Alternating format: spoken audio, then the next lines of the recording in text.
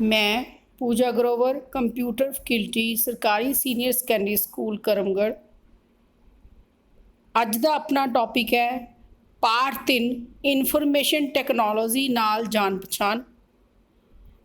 Information technology की है, इस पाठ विच असीं पढ़ांगे इनफॉर्मेशन टैक्नोलॉजी की है, इनफॉर्मेशन टैक्नोलॉजी की जरूरत क्यों पैंदी है, वैबसाइट तो की भाव है, ऑनलाइन अते ऑफलाइन किसनूं कहंदे हन, सर्फिंग अते सर्चिंग की हुंदी है, मोबाइल टैक्नोलॉजी का की अर्थ है, नैट बैंकिंग की है, डाउनलोडिंग अते अपलोडिंग की हुंदी है, ऑनलाइन शॉपिंग दे की लाभ हन अते अंत विच ऑनलाइन रिजल्ट वेखण दा की तरीका है। ये सारे टॉपिक एक प्रश्नां की तरह ही मैं तुहानूं समझावांगी अते उस तो बाद अभ्यास लई खाली थावां अते सही गलत भी करांगे। तां तुसीं सारे बच्चों ने ध्यान नाल सारा कुछ सारे प्रश्न चंगी तरह समझने हैं अते फिर इसे तरह नाल इन्हां नूं अपनी कापी ते नोट कर लेना है। तो सब तो पहला है इनफॉर्मेशन टैक्नोलॉजी तो की भाव है। इनफॉर्मेशन टैक्नोलॉजी कंप्यूटर हार्डवेयर अते सॉफ्टवेयर नाल संबंधित हुंदा है।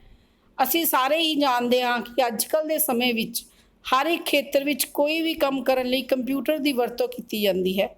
कंप्यूटर की वरतों करके ही किसी भी तरह की कोई भी जानकारी तैयार की जा सकती है, उसनूं बदलिया भी जा सकता है, उसनूं साँभ के भी रखा जा सकता है। ये सारे काम कंप्यूटर विच वख-वख तरह दीआं एप्लीकेशनस नूं वरत के कीते जांदे हन। जिमें कि आपां जानते ही हाँ कि अजकल का जो समा चल रहा है उस समय विच सारे काम ही कंप्यूटर राही मोबाइल राही हो रहे हैं। इन्हां टैक्नोलॉजीज़ नूं इन्हां एप्लीकेशनस नूं आपां इनफॉर्मेशन टैक्नोलॉजी का ही नाम दिंदे हाँ। इनफॉर्मेशन टैक्नोलॉजी एक अजिही सुविधाजनक खेत्र है जिस विच टैलीफोन अते कंप्यूटर टैक्नोलॉजी दोवें शामिल हुंदे हन। इनफॉर्मेशन टैक्नोलॉजी की लौड़ क्यों पैंदी है, कित्थे हुंदी है अते इसदी नूं किवें वरतिया जा सकता है। इनफॉर्मेशन टैक्नोलॉजी की वरतों बहुत सारे कामां विच कीती जांदी है, जिवें व्यापार अते उद्योगां लई, मैनेजमेंट इनफॉर्मेशन सिस्टम घरां विच संचार, सिक्ख्या, मनोरंजन घरां विच सिखलाई लई अते डॉक्टरी खेतरां विच हरेक खेतर विच इनफॉर्मेशन टैक्नोलॉजी की लौड़ पैंदी ही है। व्यापारिक काम करने होण, कोई भी संस्था अपने जो भी काम करती है वो सारे काम कंप्यूटर ते कीते जांदे हन, चाहे वो बिलों का भुगतान करन दा होवे, बिल तैयार करन दा होवे। उसे तरह ही घरां विच भी सारे काम ही इनफॉर्मेशन टैक्नोलॉजी की वरतों नाल कीते जांदे हन। संचार दे विच पहलां चिट्ठियां लिखियां जांदियां सी, पर अजकल ईमेल अते चैटिंग नाल आपां सारे काम करदे हाँ। सिक्ख्या के खेत्र विच विद्यार्थियों नूं बहुत ही लाभदायक सिद्ध हो रही है। अजकल के समय के अनुसार सारे बच्चे अते अध्यापक ऑनलाइन काम कर रहे हैं, जिस दे विच इनफॉर्मेशन टैक्नोलॉजी मुख्य भूमिका निभा रही है। स्कूलों में इनफॉर्मेशन टैक्नोलॉजी की वरतों वधिया ते आसान ढंग नाल ज्ञान हासिल करने लई कीती जा रही है। डॉक्टरी खेतों में भी डॉक्टर अपनी दवाइयां का रिकॉर्ड रखने लई, अपने डॉक्टरी पेशे लई मरीजों का चैकअप करने लई इनफॉर्मेशन टैक्नोलॉजी की वरतों कर रहे हैं। इस तो बाद है वैबसाइट तो की भाव है, वैबसाइट की हुंदी है, इस बारे मैं तुहाडे नाल कुछ गल्लां सांझियां करूँगी। सब तो पहला तुसी इस तस्वीर विच देख रहे हो, इस तस्वीर विच पंजाब स्कूल सिक्ख्या बोर्ड की साइट खोली हुई है। तो इस साइट विच बहुत सारे लिंक भी तुहानूं नज़र आ रहे हैं। तो वैबसाइट की हुंदी है, सब तो पहला वैबसाइट नूं समझण तो पहला ये ध्यान रखना है कि वैबसाइट वैब पेजां दा समूह हुंदी है। वैबसाइट विच बहुते वैब पेज हुंदे हन, इन्हां नूं इक्को ही डोमेन नाम दिता जाता है। जिमें कि पंजाब स्कूल सिक्ख्या बोर्ड की वैबसाइट का नाम www.pscv.ac.in है। हर वैबसाइट का अपना एक वैब एड्रैस हुंदा है जिस तक इंटरनेट द्वारा पहुँचा जा सकता है। वैबसाइट का सब तो पहला पेज जो खुलता है उसनूं होम पेज कहा जाता है। ਹੋਮ ਪੇਜ ਵਿੱਚ ਬਹੁਤ ਸਾਰੇ ਲਿੰਕ ਹੁੰਦੇ ਹਨ ਜੋ ਵੈਬਸਾਈਟ ਨੂੰ ਦੂਜੀਆਂ ਸਾਈਟਾਂ ਅਤੇ ਉਸੇ ਸਾਈਟ ਦੇ ਹੋਰ ਪੇਜਾਂ ਨਾਲ ਜੋੜਦੇ ਹਨ। ਬੱਚਿਓ, ਜਦੋਂ ਤੁਸੀਂ ਪੰਜਾਬ ਸਕੂਲ ਸਿੱਖਿਆ ਬੋਰਡ ਦੀ ਵੈਬਸਾਈਟ ਦਾ ਐਡਰੈਸ ਭਰਦੇ ਹੋ ਤਾਂ ਚਿੱਤਰ ਵਿੱਚ ਦਿਖਾਏ ਅਨੁਸਾਰ ਸਾਈਟ ਖੁੱਲ੍ਹ ਜਾਂਦੀ ਹੈ। ਇਸ ਪੇਜ ਨੂੰ ਹੋਮ ਪੇਜ ਆਖਿਆ ਜਾਂਦਾ ਹੈ। ਇਸ ਹੋਮ ਪੇਜ ਉੱਪਰ ਜਿਸ ਲਿੰਕ ਨੂੰ ਵੀ ਤੁਸੀਂ ਕਲਿੱਕ ਕਰਦੇ ਹੋ ਉਸ ਤੋਂ ਅੱਗੇ ਵੈਬ ਪੇਜ ਖੁੱਲ੍ਹ ਜਾਂਦੇ ਹਨ। ਇਸ ਤਰ੍ਹਾਂ ਨਾਲ ਤੁਸੀਂ ਕਿਸੇ ਵੀ ਤਰ੍ਹਾਂ ਦੀ ਜਾਣਕਾਰੀ ਵੈਬਸਾਈਟ ਤੋਂ ਹਾਸਲ ਕਰ ਸਕਦੇ ਹੋ। ਅੱਗੇ ਹੈ ਔਨਲਾਈਨ ਅਤੇ ਆਫਲਾਈਨ ਵਿੱਚ ਕੀ ਅੰਤਰ ਹੈ।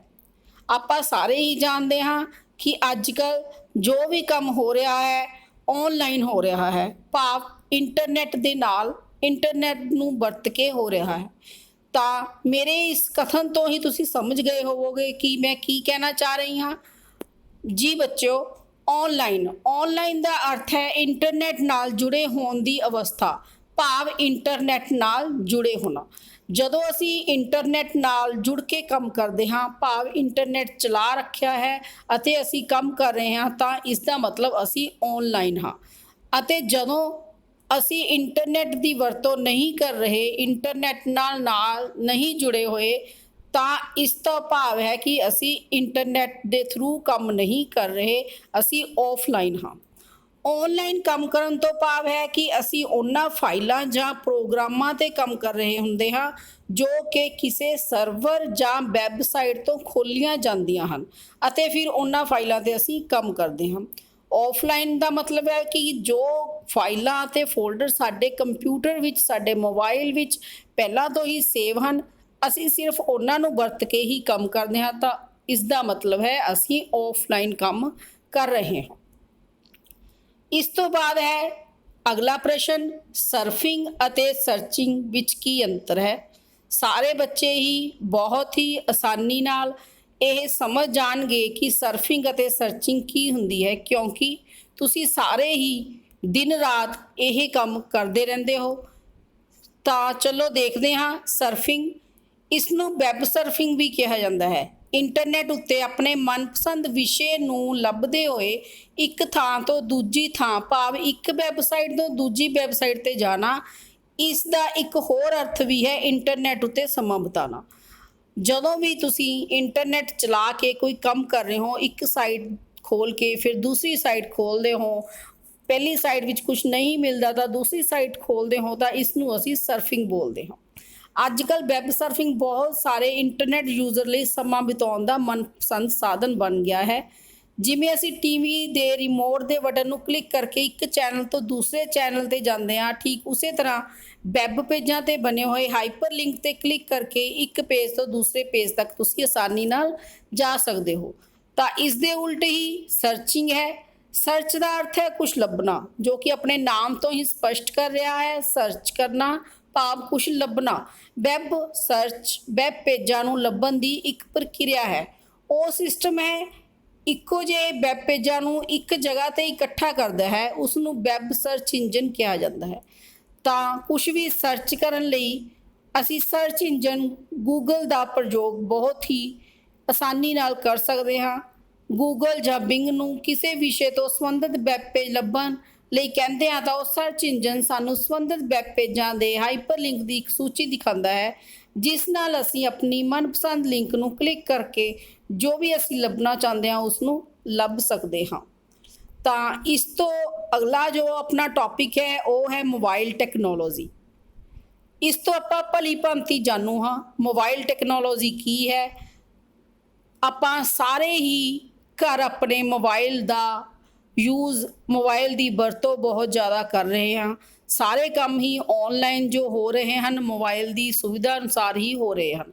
ਮੋਬਾਈਲ ਟੈਕਨੋਲੋਜੀ ਤੋਂ ਭਾਵ ਹੈ ਉਹ ਟੈਕਨੋਲੋਜੀ ਜਿਸ ਨੇ ਸੰਸਾਰ ਦੇ ਦੂਰ ਦੁਰਾਡੇ ਇਲਾਕਿਆਂ ਵਿੱਚ ਸੰਚਾਰ ਦਾ ਚਿਹਰਾ ਪੂਰੀ ਤਰ੍ਹਾਂ ਨਾਲ ਬਦਲ ਦਿੱਤਾ ਹੈ।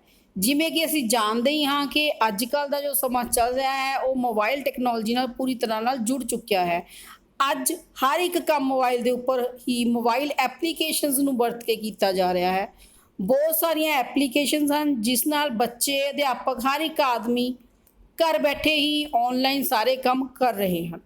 ਚਾਹੇ ਉਹ ਕੋਈ ਵੀ ਕੰਮ ਹੋਵੇ, ਮੋਬਾਈਲ 'ਤੇ ਆਸਾਨੀ ਨਾਲ ਮੋਬਾਈਲ ਐਪਲੀਕੇਸ਼ਨਸ ਨੂੰ ਯੂਜ਼ ਕਰਕੇ ਕੀਤਾ ਜਾ ਰਿਹਾ ਹੈ। ਸਿੱਖਿਆ ਦੇ ਖੇਤਰ ਵਿੱਚ, ਬੈਂਕਿੰਗ ਦੇ ਖੇਤਰ ਵਿੱਚ ਮੋਬਾਈਲ ਟੈਕਨੋਲੋਜੀ ਦੀ ਬਹੁਤ ਵਰਤੋਂ ਹੋ ਰਹੀ ਹੈ। ਇਸ ਤੋਂ ਬਾਅਦ ਅਗਲਾ ਟੌਪਿਕ ਜੋ ਹੈ ਨੈੱਟ ਬੈਂਕਿੰਗ ਕੀ ਹੈ। ਬੱਚਿਓ, ਨੈੱਟ ਬੈਂਕਿੰਗ ਬਹੁਤ ਹੀ ਵਧੀਆ ਇੱਕ ਨਵਾਂ ਤਰੀਕਾ ਹੈ ਬੈਂਕ ਦੇ ਵਿੱਚ ਆਪਣੇ ਅਕਾਊਂਟ ਨੂੰ ਯੂਜ਼ ਕਰਨ ਦਾ, ਕਿ ਆਪਾਂ ਆਪਣੇ ਅਕਾਊਂਟ ਨੂੰ ਕਿਸ ਤਰ੍ਹਾਂ ਨਾਲ ਵਰਤ ਸਕਦੇ ਹਾਂ। ਨੈੱਟ ਬੈਂਕਿੰਗ, ਜਿਸ ਨੂੰ ਇੰਟਰਨੈਟ ਬੈਂਕਿੰਗ ਅਤੇ ਔਨਲਾਈਨ ਬੈਂਕਿੰਗ ਵੀ ਕਿਹਾ ਜਾਂਦਾ ਹੈ। ਇੰਟਰਨੈਟ ਬੈਂਕਿੰਗ ਵਿੱਚ ਬੈਂਕਿੰਗ ਗਤੀਵਿਧੀਆਂ ਕਰਨ ਲਈ ਇੰਟਰਨੈਟ ਦੀ ਮਦਦ ਲਈ ਜਾਂਦੀ ਹੈ। ਨੈੱਟ ਬੈਂਕਿੰਗ ਉਹ ਸਿਸਟਮ ਹੈ ਜਿਸ ਵਿੱਚ ਗਾਹਕ ਇੰਟਰਨੈਟ ਦੀ ਮਦਦ ਨਾਲ ਆਪਣੇ ਅਕਾਊਂਟ ਬਾਰੇ ਸਾਰੀ ਜਾਣਕਾਰੀ ਪ੍ਰਾਪਤ ਕਰ ਸਕਦਾ ਹੈ, ਚਾਹੇ ਉਹ ਬਿੱਲਾਂ ਦੀ ਅਦਾਇਗੀ ਕਰਨ ਦਾ ਹੋਵੇ, ਪੈਸੇ ਕਢਵਾਉਣ ਦਾ ਹੋਵੇ ਜਾਂ ਪੈਸੇ ਨੂੰ ਟ੍ਰਾਂਸਫਰ ਕਰਨ ਦਾ ਹੋਵੇ।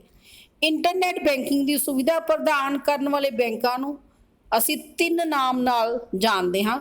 ਸਭ ਤੋਂ ਪਹਿਲਾ ਵਰਚੁਅਲ ਸਾਈਬਰ, ਦੂਸਰਾ ਹੈ ਨੈੱਟ ਇੰਟਰੈਕਟਿਵ ਬੈਂਕ ਜਾਂ ਵੈਬ ਬੈਂਕ ਵੀ ਕਿਹਾ ਜਾਂਦਾ ਹੈ। ਬੈਂਕ ਆਪਣੇ ਗ੍ਰਾਹਕਾਂ ਨੂੰ ਇੰਟਰਨੈਟ ਬੈਂਕਿੰਗ ਵਰਤਣ ਲਈ ਇੱਕ ਯੂਜ਼ਰ ਨੇਮ ਅਤੇ ਪਾਸਵਰਡ ਦਿੰਦਾ ਹੈ। ਜਿਵੇਂ ਕਿ ਤੁਸੀਂ ਚਿੱਤਰ ਵਿੱਚ ਦੇਖ ਰਹੇ ਹੋ, ਤਾਂ ਬੈਂਕ ਜੋ ਯੂਜ਼ਰ ਨੇਮ ਅਤੇ ਪਾਸਵਰਡ ਆਪਣੇ ਗ੍ਰਾਹਕ ਨੂੰ ਦਿੰਦਾ ਹੈ, ਕੋਈ ਵੀ ਵਿਅਕਤੀ ਜੋ ਉਸ ਬੈਂਕ ਦਾ, ਜਿਸ ਬੈਂਕ ਦਾ ਉਸ ਕੋਲ ਖਾਤਾ ਖੋਲ੍ਹਿਆ ਹੋਇਆ ਹੈ, ਉਸ ਬੈਂਕ ਦੇ ਯੂਜ਼ਰ ਨੇਮ ਅਤੇ ਪਾਸਵਰਡ ਨੂੰ ਭਰ ਕੇ ਆਪਣੇ ਖਾਤੇ ਨੂੰ ਦੇਖ ਸਕਦਾ ਹੈ। ਆਪਣੇ ਖਾਤੇ ਵਿੱਚ ਕਿੰਨੀ ਰਕਮ ਪਈ ਹੈ ਉਹ ਦੇਖ ਸਕਦਾ ਹੈ। ਕਿਸੇ ਨੂੰ ਕਿੰਨੀ ਰਕਮ ਉਸਨੇ ਟ੍ਰਾਂਸਫਰ ਕਰਨੀ ਹੈ ਉਹ ਵੀ ਇਸ ਦੇ ਉੱਪਰ ਹੀ ਕਰ ਸਕਦਾ ਹੈ। ਤਾਂ ਇਸ ਨੂੰ ਅਸੀਂ ਨੈੱਟ ਬੈਂਕਿੰਗ ਦਾ ਨਾਮ ਦਿੰਦੇ ਹਾਂ।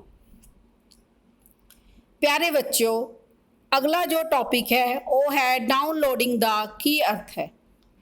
ਸਾਰੇ ਹੀ ਬੱਚੇ, ਸਾਰੇ ਹੀ ਆਪਾਂ ਲੋਕ ਡਾਊਨਲੋਡ ਨੂੰ ਭਲੀ ਭਾਂਤੀ ਜਾਣਦੇ ਹਾਂ। ਕੰਪਿਊਟਰ ਤੋਂ, ਮੋਬਾਈਲ ਤੋਂ ਤੁਸੀਂ ਗਾਣੇ, ਫਿਲਮਾਂ, ਤਸਵੀਰਾਂ ਡਾਊਨਲੋਡ ਕਰਦੇ ਹੀ ਰਹਿੰਦੇ ਹੋ। ਤਾਂ ਚਲੋ ਦੇਖਦੇ ਹਾਂ ਡਾਊਨਲੋਡਿੰਗ ਕੀ ਹੁੰਦੀ ਹੈ। ਡਾਊਨਲੋਡਿੰਗ ਦਾ ਅਰਥ ਹੈ ਸਾਡਾ ਕੰਪਿਊਟਰ ਇੰਟਰਨੈਟ ਦੇ ਜ਼ਰੀਏ ਡਾਟਾ ਪ੍ਰਾਪਤ ਕਰ ਰਿਹਾ ਹੈ। ਭਾਵ ਜਦੋਂ ਇੰਟਰਨੈਟ ਚੱਲ ਰਿਹਾ ਹੈ ਤਾਂ ਤੁਸੀਂ ਕੁਝ ਵੀ ਕੰਪਿਊਟਰ ਤੋਂ, ਆਪਣੇ ਮੋਬਾਈਲ ਤੋਂ ਸਰਵਰ ਨਾਲ ਜੁੜ ਕੇ ਕੁਝ ਵੀ ਡਾਊਨਲੋਡ ਕਰ ਸਕਦੇ ਹੋ। ਜਿਸ ਸਮੇਂ ਵੀ ਅਸੀਂ ਇੰਟਰਨੈਟ ਦੀ ਵਰਤੋਂ ਕਰਦੇ ਹਾਂ, ਅਸੀਂ ਡਾਟਾ ਡਾਊਨਲੋਡ ਕਰ ਸਕਦੇ ਹਾਂ। ਕਿਸੇ ਵੀ ਸਾਈਟ ਦੇ ਵੈਬ ਪੇਜ ਤੋਂ ਜਦੋਂ ਕੋਈ ਫਾਈਲ ਅਸੀਂ ਆਪਣੇ ਕੰਪਿਊਟਰ ਵਿੱਚ ਸੇਵ ਕਰਨੀ ਹੁੰਦੀ ਹੈ ਤਾਂ ਉਸ ਨੂੰ ਵੈਬ ਪੇਜ 'ਤੇ ਬਣੇ ਡਾਊਨਲੋਡ ਲਿੰਕ ਉੱਤੇ ਕਲਿੱਕ ਕੀਤਾ ਜਾਂਦਾ ਹੈ ਅਤੇ ਫਾਈਲ ਡਾਊਨਲੋਡ ਹੋ ਕੇ ਸਾਡੇ ਕੰਪਿਊਟਰ ਵਿੱਚ ਆ ਜਾਂਦੀ ਹੈ, ਜਿਸ ਨੂੰ ਅਸੀਂ ਸੇਵ ਕਰਕੇ ਰੱਖ ਸਕਦੇ ਹਾਂ ਤਾਂ ਕਿ ਅੱਗੇ ਕਿਸੇ ਵੀ ਸਮੇਂ ਵਿੱਚ ਅਸੀਂ ਉਸ ਨੂੰ ਵਰਤ ਸਕੀਏ। ਇਸ ਤੋਂ ਬਾਅਦ ਅਗਲਾ ਜੋ ਆਪਣਾ ਪ੍ਰਸ਼ਨ ਹੈ ਉਹ ਹੈ ਔਨਲਾਈਨ ਸ਼ਾਪਿੰਗ ਦਾ ਕੀ ਲਾਭ ਹੈ। ਪਿਆਰੇ ਬੱਚਿਓ, ਇਸ ਸਮੇਂ ਵਿੱਚ ਸਾਰੇ ਕੰਮ ਔਨਲਾਈਨ ਹੋ ਰਹੇ ਹਨ। ਮੈਂ ਬਾਰ-ਬਾਰ ਇਹੀ ਤੁਹਾਨੂੰ ਦੱਸਣ ਦੀ ਕੋਸ਼ਿਸ਼ ਕਰ ਰਹੀ ਹਾਂ ਕਿ ਔਨਲਾਈਨ ਸਾਰੇ ਕੰਮ ਹੀ ਔਨਲਾਈਨ ਹੋ ਰਹੇ ਹਨ। ਤਾਂ ਇਸ ਸਮੇਂ ਵਿੱਚ ਸ਼ਾਪਿੰਗ ਵੀ ਔਨਲਾਈਨ ਹੀ ਕੀਤੀ ਜਾ ਸਕਦੀ ਹੈ। ਬਹੁਤ ਸਾਰੀਆਂ ਸਾਈਟਸ ਨੇ ਜੋ ਆਪਣੇ ਸਾਈਟਸ ਦੇ ਉੱਪਰ ਔਨਲਾਈਨ ਬਿਜ਼ਨਸ ਕਰਦੀਆਂ ਨੇ। ਔਨਲਾਈਨ ਸ਼ਾਪਿੰਗ ਇਲੈਕਟ੍ਰੋਨਿਕ ਕਮਰਸ ਵਪਾਰ ਦਾ ਇੱਕ ਤਰੀਕਾ ਹੈ ਜੋ ਉਪਭੋਗਤਾ ਨੂੰ ਇੰਟਰਨੈਟ ਤੇ ਵੈਬ ਬਰਾਊਜ਼ਰ ਦੀ ਵਰਤੋਂ ਕਰਦੇ ਹੋਏ ਚੀਜ਼ਾਂ ਜਾਂ ਸੇਵਾਵਾਂ ਖਰੀਦਣ ਦੀ ਸੁਵਿਧਾ ਪ੍ਰਦਾਨ ਕਰਦਾ ਹੈ। ਜੇਕਰ ਦੁਕਾਨਦਾਰ ਨੇ ਆਪਣੀਆਂ ਚੀਜ਼ਾਂ ਇੰਟਰਨੈਟ ਦੁਆਰਾ ਉਪਲਬਧ ਕਰਵਾਈਆਂ ਹਨ ਤਾਂ ਅਸੀਂ ਦੁਨੀਆ ਦੀ ਕਿਸੇ ਵੀ ਥਾਂ 'ਤੇ ਬੈਠੇ ਹੋਏ ਉਹਨਾਂ ਚੀਜ਼ਾਂ ਨੂੰ ਆਸਾਨੀ ਨਾਲ ਖਰੀਦ ਸਕਦੇ ਹਾਂ। ਆਪਣੀ ਖਰੀਦਦਾਰੀ ਦਾ ਬਿੱਲ ਅਸੀਂ ਕ੍ਰੈਡਿਟ ਕਾਰਡ ਦੀ ਵਰਤੋਂ ਕਰਕੇ ਵੀ ਅਦਾ ਕਰ ਸਕਦੇ ਹਾਂ, ਜਾਂ ਕੁਝ ਦੁਕਾਨਦਾਰ ਸਾਨੂੰ ਇਹ ਵੀ ਸੁਵਿਧਾ ਪ੍ਰਦਾਨ ਕਰਦੇ ਹਨ ਕਿ ਸਾਡੇ ਬਿੱਲਾਂ ਦੀ ਅਦਾਇਗੀ ਬੈਂਕ ਦੁਆਰਾ ਸਿੱਧੇ ਹੀ ਇਲੈਕਟ੍ਰੋਨਿਕ ਟ੍ਰਾਂਸਫਰ ਦੁਆਰਾ ਹੋ ਸਕਦੀ ਹੈ। ਔਨਲਾਈਨ ਸ਼ਾਪਿੰਗ ਦਾ ਲਾਭ ਇਹ ਹੈ ਕਿ ਅਸੀਂ ਘਰ ਬੈਠੇ ਹੀ ਕਿਸੇ ਵੀ ਚੀਜ਼ ਨੂੰ ਪ੍ਰਾਪਤ ਕਰ ਸਕਦੇ ਹਾਂ। ਔਨਲਾਈਨ ਸ਼ਾਪਿੰਗ ਕਰਨ ਨਾਲ ਸਾਡੇ ਸਮੇਂ ਦੀ ਬਹੁਤ ਜ਼ਿਆਦਾ ਬਚਤ ਹੁੰਦੀ ਹੈ। ਅਗਲਾ ਜੋ ਪ੍ਰਸ਼ਨ ਹੈ, ਔਨਲਾਈਨ ਰਿਜ਼ਲਟ ਵੇਖਣ ਦਾ ਕੀ ਤਰੀਕਾ ਹੈ। 10ਵੀਂ ਅਤੇ 12ਵੀਂ ਦਾ ਅਤੇ 8ਵੀਂ ਕਲਾਸ ਦਾ ਰਿਜ਼ਲਟ ਹੁਣੇ ਆਇਆ ਹੈ, ਜਿਸ ਨੂੰ ਬੱਚਿਆਂ ਨੇ ਔਨਲਾਈਨ ਹੀ ਚੈੱਕ ਕੀਤਾ ਹੈ। ਤਾਂ ਕਿਸ ਤਰ੍ਹਾਂ ਨਾਲ ਰਿਜ਼ਲਟ ਚੈੱਕ ਕੀਤਾ ਜਾ ਸਕਦਾ ਹੈ, ਉਸ ਦੇ ਲਈ ਕੀ ਤਰੀਕਾ ਹੈ। ਕੁਝ ਸਟੈਪ ਹਨ ਜੋ ਧਿਆਨ ਨਾਲ ਤੁਸੀਂ ਦੇਖ ਕੇ ਵਰਤ ਕੇ ਰਿਜ਼ਲਟ ਨੂੰ ਦੇਖ ਸਕਦੇ ਹੋ। ਇਨਫੋਰਮੇਸ਼ਨ ਟੈਕਨੋਲੋਜੀ ਦੀ ਮਦਦ ਨਾਲ ਹੁਣ ਅਸੀਂ ਆਪਣਾ ਰਿਜ਼ਲਟ ਆਨਲਾਈਨ ਵੀ ਦੇਖ ਸਕਦੇ ਹਾਂ। ਜੇਕਰ ਅਸੀਂ ਪੰਜਾਬ ਸਕੂਲ ਸਿੱਖਿਆ ਬੋਰਡ ਦਾ 10ਵੀਂ ਦਾ ਰਿਜ਼ਲਟ ਵੇਖਣਾ ਹੋਵੇ ਤਾਂ ਹੇਠ ਲਿਖੇ ਸਟੈਪ ਹਨ। ਕੋਈ ਵੀ ਵੈਬ ਬਰਾਊਜ਼ਰ ਖੋਲੋ, ਜਿਵੇਂ ਕਿ ਮੋਬਾਈਲ ਦੇ ਉੱਪਰ ਕ੍ਰੋਮ, ਕੰਪਿਊਟਰ ਦੇ ਉੱਪਰ ਵੀ Chrome, Mozilla, Firefox, Internet Explorer, ਇਹ ਸਾਰੇ ਬਰਾਊਜ਼ਰ ਵਰਤ ਕੇ ਤੁਸੀਂ ਆਪਣਾ ਰਿਜ਼ਲਟ ਦੇਖ ਸਕਦੇ ਹੋ। ਇਸ ਬਰਾਊਜ਼ਰ ਦੀ ਐਡਰੈਸ ਬਾਰ ਦੇ ਉੱਪਰ ਤੁਸੀਂ ਪੰਜਾਬ ਸਕੂਲ ਸਿੱਖਿਆ ਬੋਰਡ ਦੀ ਸਾਈਟ ਦਾ ਐਡਰੈਸ ਭਰਨਾ ਹੈ www.pscb.ac.in। ਚਿੱਤਰ ਵਿੱਚ ਦਿਖਾਏ ਅਨੁਸਾਰ ਸਿੱਖਿਆ ਬੋਰਡ ਦੀ ਸਾਈਟ ਦਾ ਹੋਮ ਪੇਜ ਭਾਵ ਪਹਿਲਾ ਪੇਜ ਖੁੱਲ ਜਾਵੇਗਾ। ਉਸ ਦੀ ਰਿਜ਼ਲਟ ਆਪਸ਼ਨ ਤੇ ਜਿੱਥੇ ਤੀਰ ਦਾ ਨਿਸ਼ਾਨ ਬਣਿਆ ਹੋਇਆ ਹੈ ਉਸ ਤੇ ਕਲਿੱਕ ਕਰਨਾ ਹੈ। ਉਸ ਤੋਂ ਬਾਅਦ ਅਗਲੀ ਜੋ ਸਕਰੀਨ ਨਜ਼ਰ ਆਵੇਗੀ ਉਸ ਵਿੱਚ ਤੁਸੀਂ ਪ੍ਰੀਖਿਆ ਦਾ ਸਾਲ ਅਤੇ ਕਲਾਸ ਦੀ ਚੋਣ ਕਰਨੀ ਹੈ। ਆਪਣਾ ਰੋਲ ਨੰਬਰ ਜਾਂ ਨਾਮ ਭਰ ਦੇਣਾ ਹੈ। ਫਾइंड रिजल्ट ऑप्शन ਤੇ ਕਲਿੱਕ ਕਰ ਦੇਣਾ ਹੈ। ਸਾਰਾ ਰਿਜ਼ਲਟ ਸਕਰੀਨ ਤੇ ਨਜ਼ਰ ਆ ਜਾਵੇਗਾ। ਤੁਸੀਂ ਇਸ ਰਿਜ਼ਲਟ ਦਾ ਪ੍ਰਿੰਟ ਵੀ ਲੈ ਸਕਦੇ ਹੋ। ਤਾਂ ਪਿਆਰੇ ਬੱਚਿਓ, ਇਹ ਸਨ ਸਾਡੇ ਪਾਠ ਦੀਆਂ ਕੁਝ ਜ਼ਰੂਰੀ ਪ੍ਰਸ਼ਨਾਂ ਨਾਲ ਸੰਬੰਧਿਤ ਗੱਲਾਂ। ਇਹਨਾਂ ਪ੍ਰਸ਼ਨਾਂ ਦੇ ਨਾਲ ਹੀ ਸੰਬੰਧਿਤ ਕੁਝ ਯਾਦ ਰੱਖਣ ਜੋ ਗੱਲਾਂ ਵੱਲ ਮੈਂ ਤੁਹਾਡਾ ਧਿਆਨ ਇੱਕ ਵਾਰ ਫਿਰ ਦਿਵਾਉਣਾ ਚਾਹਾਂਗੀ। ਵੈਬ ਪੇਜਾਂ ਦੇ ਸਮੂਹ ਨੂੰ ਵੈਬਸਾਈਟ ਕਿਹਾ ਜਾਂਦਾ ਹੈ ਜੋ ਇੱਕੋ ਹੀ ਡੋਮੇਨ ਨੇਮ ਵਰਤਦੇ ਹਨ। ਵੈਬ ਸਰਚ ਦਾ ਅਰਥ ਹੈ ਵੈਬ ਪੇਜਾਂ ਨੂੰ ਦੇਖਣਾ। ਆਨਲਾਈਨ ਬੈਂਕਿੰਗ ਸਿਸਟਮ ਵਿੱਚ ਗ੍ਰਾਹਕ ਆਪਣੇ ਅਕਾਊਂਟ ਦੀ ਡਿਟੇਲ ਦੇਖਣਾ, ਬਿੱਲਾਂ ਦੀ ਅਦਾਇਗੀ ਕਰਨਾ, ਪੈਸੇ ਟ੍ਰਾਂਸਫਰ ਕਰਨਾ ਆਦਿ ਹੁੰਦਾ ਹੈ। ਇਸ ਨੂੰ ਨੈਟ ਬੈਂਕਿੰਗ ਕਿਹਾ ਜਾਂਦਾ ਹੈ। ਡਾਊਨਲੋਡਿੰਗ ਦਾ ਮਤਲਬ ਹੈ ਇੰਟਰਨੈਟ ਤੋਂ ਕੰਪਿਊਟਰ ਤੇ ਡਾਟਾ ਪ੍ਰਾਪਤ ਕਰਨਾ।